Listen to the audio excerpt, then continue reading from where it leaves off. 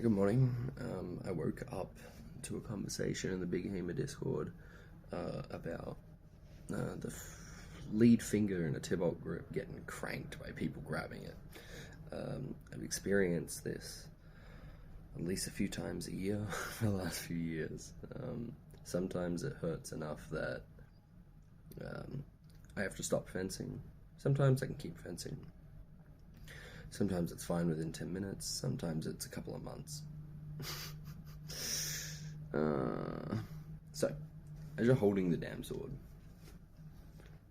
your finger is over the edge, over inside here. Then someone grabs it, and then this shape occurs as they're yanking it out. Actually, I'm going to talk about the hilt first. You can see how the hilt, this X, if you look at how that X sits, we have, let's put that in front of the camera. It actually slopes up. And then as you look into it, my whole Quillian block from perfectly side on is absolutely exposed through here. That doesn't mean exposed as in like it's exposed, not like it's exposed.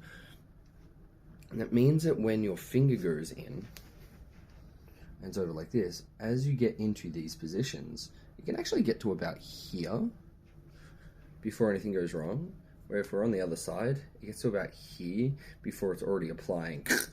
To get my hand in the same spot will actually injure me, where this is very natural and okay. So this crevice, this opening here, is really important for just your hand safety, which is really cool. To me, anyway. So as people are trying to grab the damn thing, it depends on where you are foot placement wise before they grab it. If they're close enough and you're middle weighted, you're going to have to unmiddle weight as they come into distance. Then as they're grabbing it, you're trying to lift, and you may be about a tempo late at that point. So you may just be too close. That means that due to how close it is, if they yank the sword back, this is cool, because even if they've twisted it, it's creating this lengthening for you to be able to get this out. But if they're twisting and coming in, you need to increase the space between you, and you also need to, how do we try and inhibit that? Try and let go of it while pulling in front of yourself, or trying to open and pull. Even if they're yanking, the more you're pulling, your act of pulling this back means that even if they're pushing it this way, keeps creating this space so that your finger doesn't get, because the thing that we don't want to happen is the elbow reaching the blade. Right? So we keep trying to increase that space, or rotate too. Even if it's rotated like this, rotating towards the blade and rotating over the blade means that you get to keep increasing the angle between your elbow and your blade. If you're taking a hit because of it, like, cool, you were already kind of boned. So it's fine, just like go into injury prevention. The other is, look at his rapier versus rapier and dagger section.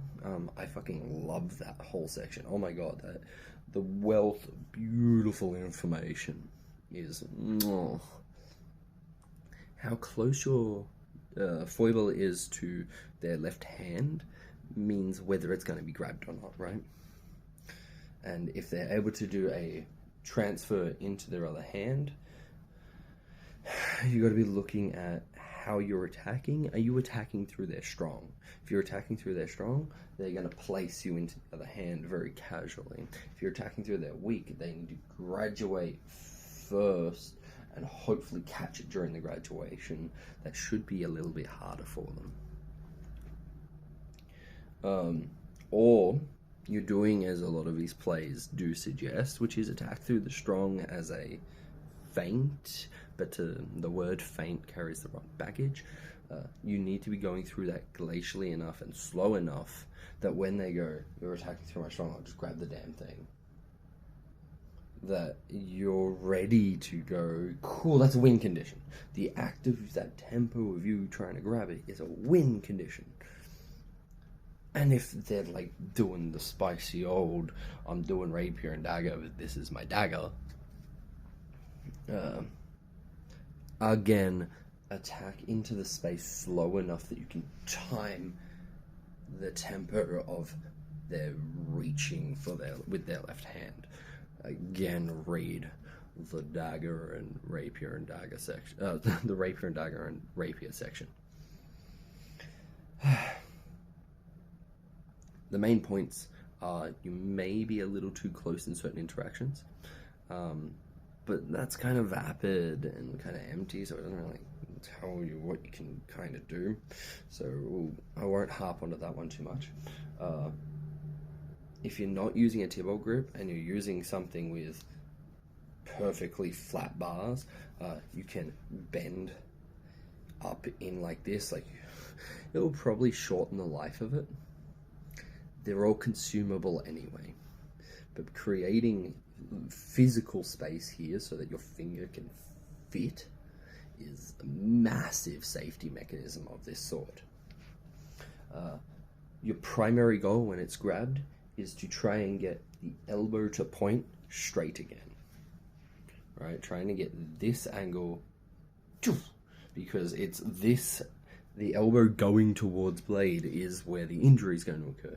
So any action that you can go, whoa, fuck, and pull straight, even if they're pushing it, you pulling straight will stop the finger getting cranked. Oh, and as a caveat, the last time I got this torque to my finger was during a drill, and I didn't want to drive the point in really fiercely into their chest. They were wearing a jacket, I had a tip on the sword, I was just being excessively polite because the other person lunged forwards in a drill that had no lunging from the coach. So I went, ooh, fuck, and then let this angle close while not just jamming my sword in. It wouldn't have hurt them much. It would have just made them slightly uncomfortable from the fact that I would have reinforced.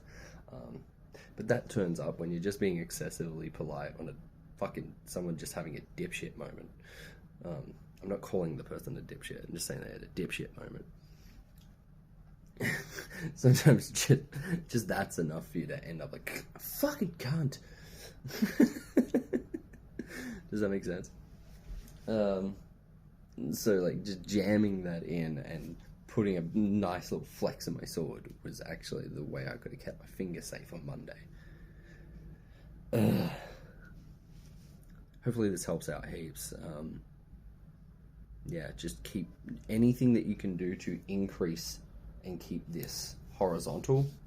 Not the whole arm, just the forearm in relation to the blade.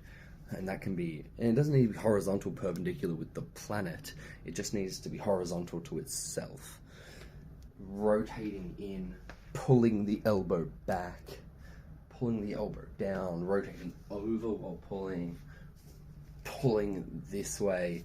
Even if they're pushing down and you go forwards, we increase the angle. If you pull up while they push down, at least you can get to positions where they can't crank it any further, and you can kind of put your body in the way. Just these pulling actions straighten out the blade. The blade becoming straighter due to your pull negates the shove down, right? Lose the tip of your sword, lose whatever, get hit somewhere. It's nicer to get hit with the sword than it is to have your finger fucked. And the last thing is, like, if someone's just being a fuckwit in grapples, look up Muay Thai teeps, and you can teep the hip, and you can teep the chest. I place my foot. I never have concussive force to it. I place my foot on people's chests, on their hips, and onto their mask. Not often. More often than a fencer ever should. but just placing, like, maybe I've grabbed their sword, but they've, oh shit, grabbed mine, and they go to bum rush in, and you just lift and, no, like, it's not a leg strength thing, it's not a go away thing, it's just a, and I just place it on them, and they're like, oh, shit. No one's hurt. You just place it, and soft, it's dainty. Placing on the mask. I think I've hit someone harder than I meant to once, and it was like a dunk. It wasn't even like a kick. It wasn't a powerful front kick. It was just like, no, we're gonna have the space between us permanent now. We're done. Let's continue fencing. I haven't had this happen in comp, funnily enough.